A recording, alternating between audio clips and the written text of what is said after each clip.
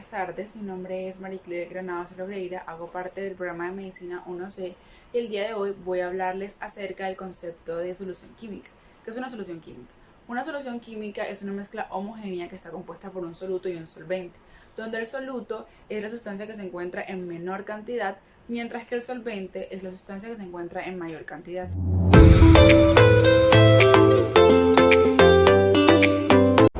Mi nombre es Víctor Andrés Granadillo Daza y hago parte del grupo de Medicina 1C. Yo les voy a hablar acerca de las soluciones de acuerdo al estado físico de sus componentes. Es muy curioso e interesante tener en cuenta que a lo largo de nuestra vida nos topamos con una gran cantidad de soluciones químicas, las cuales se encuentran representadas a través de jugos, refresco, el café, río, mar, etc. Cuando agregamos un poco de azúcar dentro de un vaso lleno de agua, notamos que ésta se disuelve sin dejar rastro alguno. Lo primero que pensamos es que hubo una reacción química donde hubo un reacomodo entre sus átomos, pero lo que realmente sucedió fue que hubo una combinación física entre los componentes de esto. Entonces, a partir de este dato, la materia se presenta con mayor frecuencia en la naturaleza en forma de soluciones, dentro de las cuales se llevan a cabo la gran mayoría de los procesos químicos. Antes de hablar de las soluciones según el estado físico de sus componentes como tal, debemos conocer primero cuáles son estos componentes. Una solución básicamente se compone por un soluto y un solvente. El soluto es aquella sustancia que se encuentra en menor medida en la solución y la cual se va a disolver. El solvente, por otro lado, es aquella que se encuentra en mayor cantidad y se encarga de disolver al soluto. En ocasiones existen varios solutos y un solvente, y otras veces existen varios solutos y varios solventes. Lo que pasa es que las partículas del soluto son moléculas o iones y se encuentran dispersas y atrapadas por las moléculas del solvente, que son más abundantes y de mayor tamaño molecular, como lo he dicho anteriormente. Existen diversos tipos de soluciones, dentro de las cuales encontramos a las soluciones químicas según el estado físico de sus componentes. Para hablar de este tipo de soluciones, básicamente nosotros hemos clasificado la materia en tres estados de agregación, los cuales son sólido, líquido y gaseoso. Entonces, por consiguiente, las soluciones de este tipo se van a presentar de la misma manera que son estos estados de agregación. Primero tenemos a las soluciones sólidas. Las soluciones sólidas, todos los componentes de este tipo de solución se encuentran en estado sólido, a temperatura ambiente.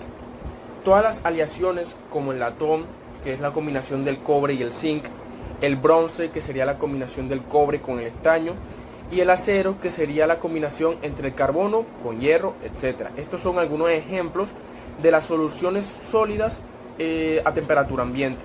También tenemos las soluciones líquidas. La solución líquida debe de tener por lo menos uno de sus componentes en estado líquido, generalmente el solvente. De esta hay tres tipos. Primero está la sólida en líquido, que sería, por ejemplo, el azúcar disuelta en agua, sal disuelta en agua, etc. Líquido en líquido, por ejemplo, sería alcohol disuelto en agua. También gas en líquido, que sería oxígeno en agua, o más que todo el gas carbónico de los refrescos, etc. También tenemos a las soluciones gaseosas. Las soluciones gaseosas, en este caso, el gas, todos los componentes son gaseosos. Un ejemplo más común es el aire atmosférico, el cual está compuesto aproximadamente por un 78% de nitrógeno, aproximadamente un 20% de oxígeno, 1% de gas de argón y aproximadamente 1% de otros gases, como lo pueden ser el dióxido de carbono y el vapor de agua. Otros ejemplos muy comunes de las soluciones gaseosas pueden ser el humo o la niebla.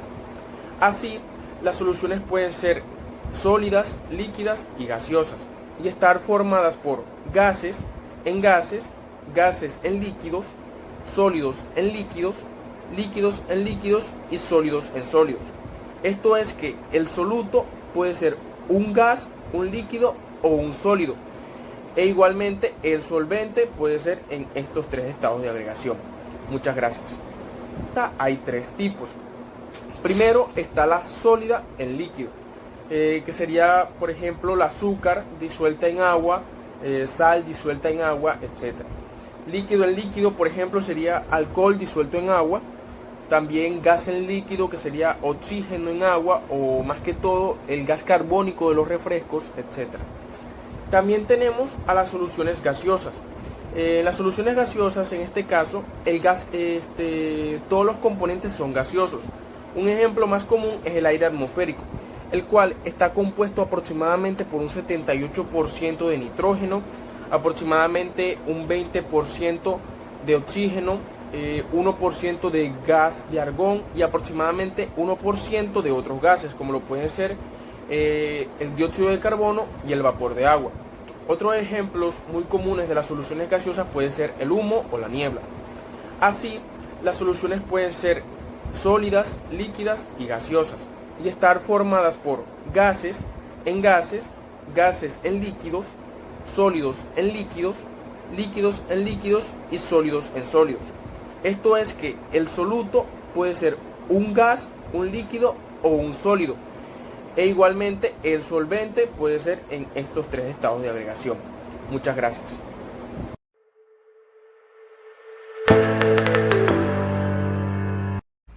Buenas, mi nombre es Ashley Lorraine Melo Cantillo, estudiante de Medicina, no sé, de la Universidad Metropolitana de Barranquilla, y yo les voy a hablar sobre las soluciones químicas según su concentración. Las soluciones químicas según su concentración. Las soluciones químicas pueden clasificarse de acuerdo a la proporción existente entre el soluto y solvente de una determinada concentración. Existen así 4 tipos de soluciones. Diluidas, cuando la cantidad del soluto respecto al solvente es muy pequeña. Por ejemplo, 1 gramo de azúcar en 100 gramos de agua. Concentradas, cuando la cantidad del soluto respecto al solvente es muy grande. Por ejemplo, 25 gramos de azúcar en 100 gramos de agua. Saturadas, cuando el soluto ya no acepta más solvente a una determinada temperatura, pues sus partículas ya no generan más enlaces. Entonces se dice que está saturada. Un ejemplo claro son 36 gramos de azúcar en 100 gramos de agua a 20 grados. Sobresaturadas. Habremos notado que la saturación tiene que ver con la temperatura. Esto se debe a que al incrementar esta última se puede forzar al soluto a tomar mucho más solvente del que ordinariamente puede. Así obtendremos una solución sobresaturada y así podremos someterla a un enfriamiento o calentamiento brusco, y la solución podría tomar muchísimo más soluto del que ordinariamente podría.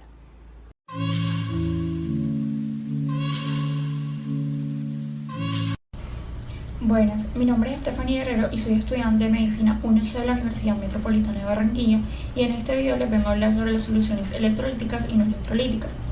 Una solución electrolítica también es conocida como solución iónica debido a que está con referencia a que estas partículas están cargadas de electricidad, dando como resultado una solución que puede ser conductora de electricidad.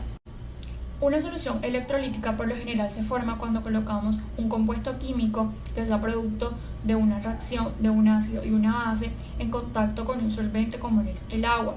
En pocas palabras, una sal que sea diluida en el solvente, dando como resultado una solución capaz de conducir electricidad.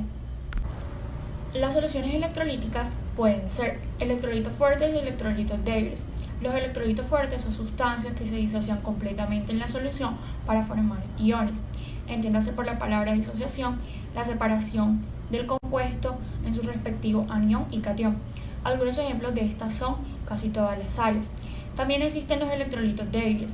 En estas, las sustancias se disocian parcialmente para formar iones en la solución. Algunos ejemplos de estas son HN3 acuoso, ácido acético y el agua.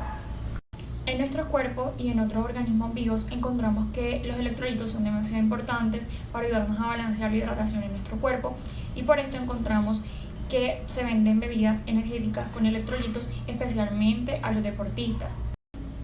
Ahora vamos a hablar de las soluciones no electrolíticas. Como su nombre bien lo dice, estas soluciones son las que no son capaces de conducir electricidad. Un claro ejemplo de estas es el agua.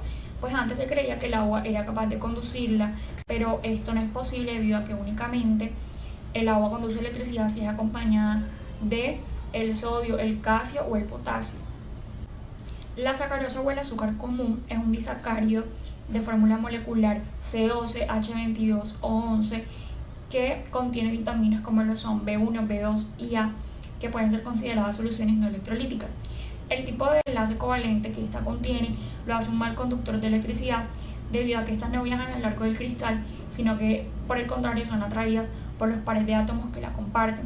Un beneficio de esta sacarosa o azúcar común es que evita a que las frutas se agrien y evita que se formen óxidos de hierro. Pero este tipo de sustancias no son recomendadas porque aunque ellas aporten bastante energía, no son las capacitadas para recuperar todos los electrolitos que nosotros podemos perder en nuestro diario vivir, como por ejemplo cuando hacemos ejercicios y sudamos.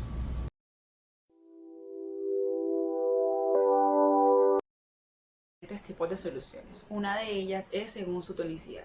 Pero para estudiar este tipo de soluciones es necesario tener una solución patrón que sirva como comparación. En este caso, comparamos la concentración de los solutos dentro de una célula. La capacidad que tiene una solución extracelular de mover agua hacia adentro o hacia fuera de la célula a través de la ósmosis se conoce como su tonicidad. Pero esta tonicidad está relacionada con la osmolaridad de la solución.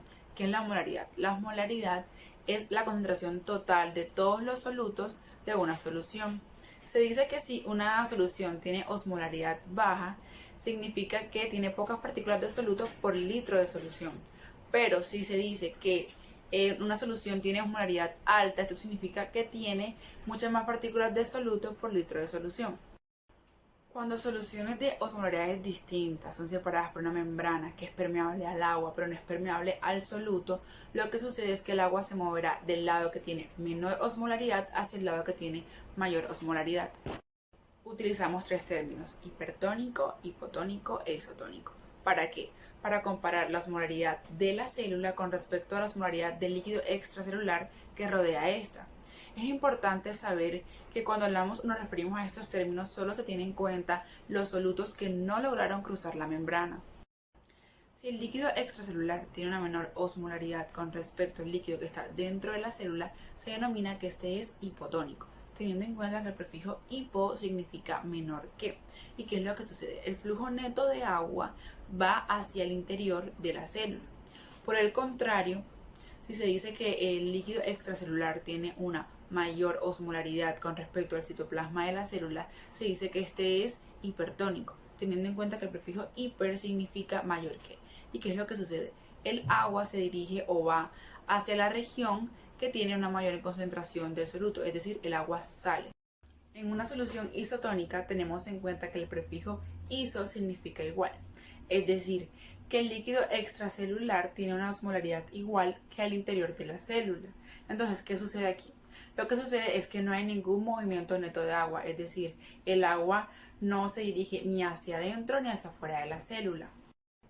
Los términos hipertónico e hipotónico e isotónico son términos relativos. ¿Por qué? Porque describen cómo se comparan dos soluciones en cuanto a su osmolaridad. Por ejemplo, si el líquido que está dentro de la célula tiene una mayor osmolaridad que el líquido circundante, el interior de la célula es hipertónico con respecto al líquido que lo rodea, mientras que el líquido extracelular es hipotónico con respecto al interior de la célula. Muchas gracias.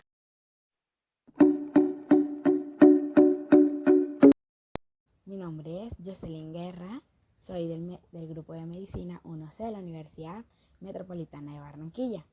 El día de hoy les voy a hablar sobre un tema de las soluciones químicas.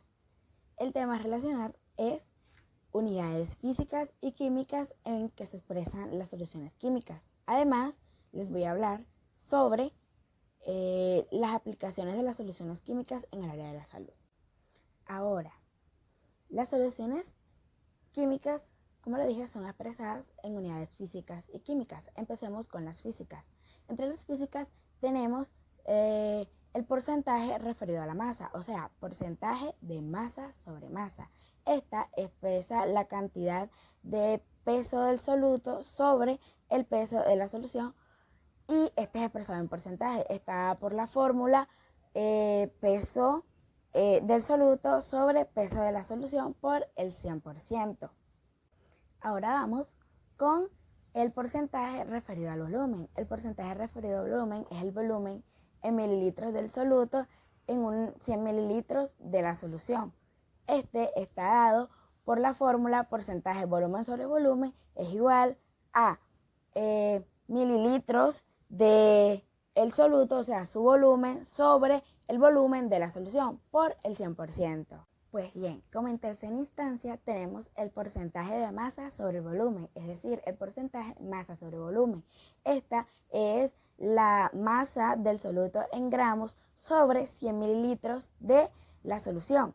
Entonces, esta está dada por la fórmula porcentaje peso sobre volumen es igual a gramos del soluto sobre mililitros de la solución por el 100%. Esto se da en porcentaje, igual que los otros dos anteriores.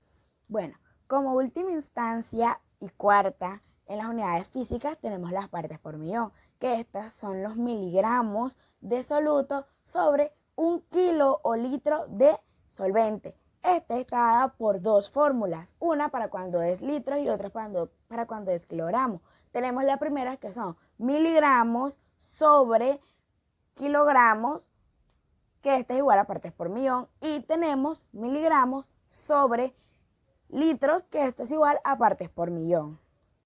Ahora, la concentración es la cantidad de masa del soluto o la cantidad de soluto que hay sobre una masa o un volumen de una solución.